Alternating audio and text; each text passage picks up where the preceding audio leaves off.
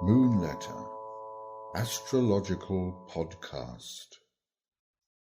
New Moon in Pisces, 28th of February 2025. The new moon in Pisces is accompanied by Saturn, Mercury, and Neptune. Then in a few months both Saturn and Neptune will be saying goodbye to Pisces and moving on into Aries. Saturn will be back in about 30 years, but it will take Neptune 163 years to orbit the Sun and come back to its own sign. So, it will be a while before this configuration happens again.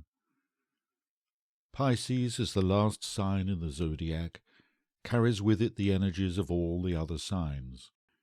It can be as ruthless as Scorpio, as loyal and noble as Leo, as adventurous as Sagittarius, as quick-thinking as Gemini, and so on round the sky.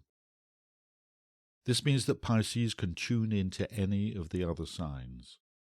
Maybe this is the reason why folk with strong Pisces in their chart are good actors.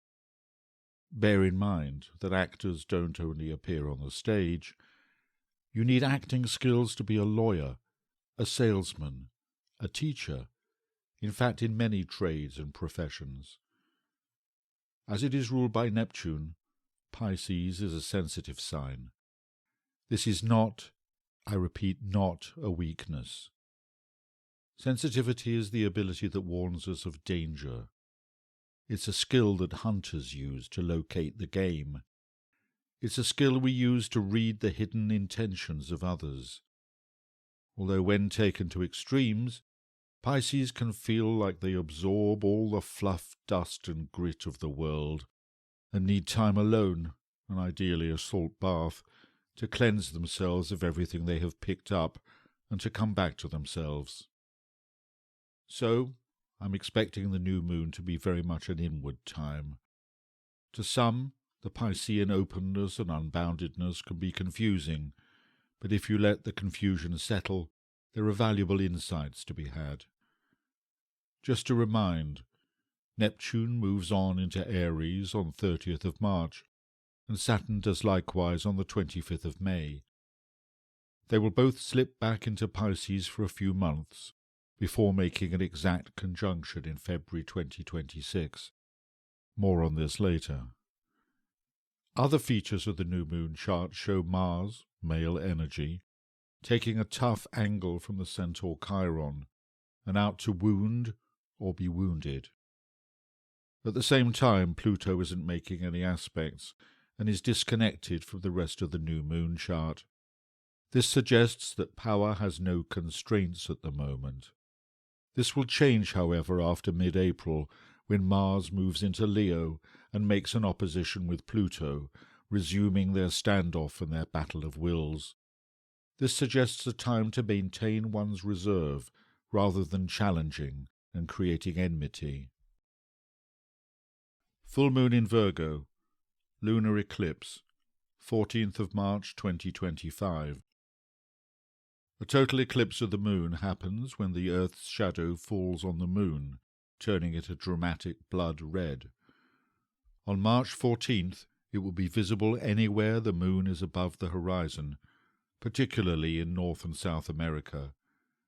At the full moon, the Sun in Pisces will be very close to Saturn, and Neptune will be nearby right at the very last degree of that sign, 2 weeks before it moves on into Aries. With Neptune in the last degree of its ruling sign, it's easy to get overwhelmed with hopes and regrets. Rumi's poem, The Guest House, reminds us to allow all joys and sorrows into our lives, as each has been sent as a guide from beyond. With all the water in the full moon chart, it's the job of the moon in Virgo to add some earthing to the proceedings, helping to soften some of the emotional impact of the planets in Pisces, or at least to provide a practical alternative to any emotional overload. You were advised, however, to stay off the alcohol for this period, unless you really need to take the edge off things. Mercury also turns retrograde on the day of the eclipse, It's in Aries, so please watch impulsive communications. Do not, repeat not, reply with anger to any emails. Please be patient with those woolly-headed folk who take ages to respond to urgent requests. And with Venus retrograde as well, please resist the impulse to contact ex-lovers. Mercury will be running retrograde in Aries until the 7th of April, and Venus will be retrograde until the 13th of April. For more details of which phase and sign the moon is in, for moon void of course periods, and also for movements of the fast-moving planets Mercury and Venus, check out the Moonletter channel on WhatsApp, where I post updates every couple of days.